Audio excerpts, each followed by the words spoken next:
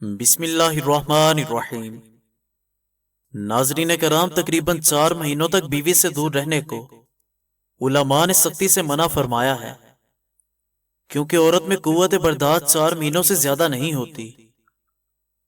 حضرت عمر فاروق رضی اللہ تعالیٰ عنہ کے ساتھ ایک واقعہ پیش آیا جس سے پتہ چلا امام جلال الدین سیوطی رحمۃ اللہ علیہ نے حضرت عمر فاروق رضی اللہ تعالیٰ عنہ کے حوالے سے ایک روایت پیش کی کہ آپ گشت پر تھے، رات کا وقت تھا، تو دیکھا کہ ایک گھر سے خاتون کی آواز سنائی دی اور وہ کچھ اشعار اس انداز میں پڑھ رہی تھی کہ اس کا خاوند گھر سے بہت دور چلا گیا اور وہ اس کی جدائی میں فراق میں غم زدہ تھی۔ سیدنا عمر فاروق رضی اللہ تعالیٰ عنہ نے جب یہ دیکھا تو اپنے گھر تشریف لائے تو اپنی بیوی سے سوال کیا کہ شادی کے بعد کوئی عورت اپنے خاوند کے بغیر کتنے عرصے تک صبر کر سکتی ہے؟ تو آپ کی بیوی نے جواباً کہا کوئی تقریباً 4 ماہ تک۔ پھر آپ نے فوراً حکم جاری کیا کہ ہر سپاہی فوجی کو 4 ماہ کے بعد ضرور چھٹی کر دی جائے تاکہ ہر فوجی اپنی بیوی کے حق کی زوجیت ادا کر سکے۔ علماء فرماتے ہیں کہ 4 مہینوں تک اگر شوہر عورت کا حق ادا نہیں کرتا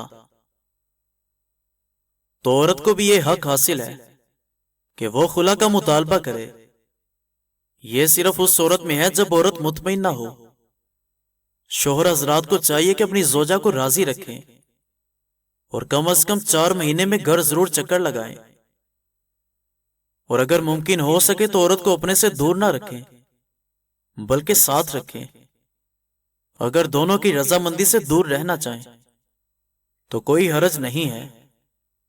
اگر فتنے کا ڈر ہو تو رضامندی بیکار ہے، کیونکہ زیادہ دیر گھر سے باہر رہنا نقصان دہ ہے۔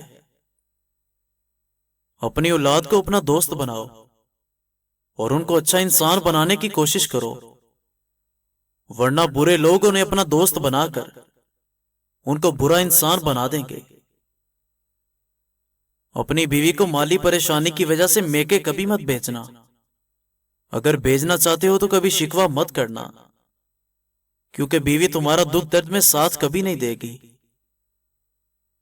دنیا میں کامیابی چاہتے ہو تو موقع دینے والے کو دھوکہ مت دینا، اور دھوکہ دینے والے انسان کو کبھی موقع مت دینا۔ اس معاشرے کی قومی بیماری جلن ہے، چاہے وہ معدے کی ہو یا دوسرے کی خوشحالی اور ترقی کی۔ خود پر بھروسہ رکھیں اور آگے بڑھیں۔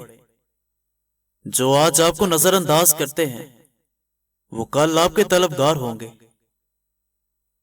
ہمیشہ سوچ سمجھ کر گفتگو کرو، کیونکہ الفاظ نسلوں کا تعارف کروا دیتے ہیں۔ اس معاشرے میں کسی کے ساتھ کوئی پریشانی بن جائے تو یہی کہتے ہیں کہ کسی نے جادو کروایا ہے۔ اللہ پاک قرآن پاک میں فرماتا ہے کہ میں تم کو غم دے کر، تکلیفیں دے کر آزماتا ہوں، اور آسانیاں دے کر بھی، محبت دے کر اور چھین کر بھی، ہر طرح سے۔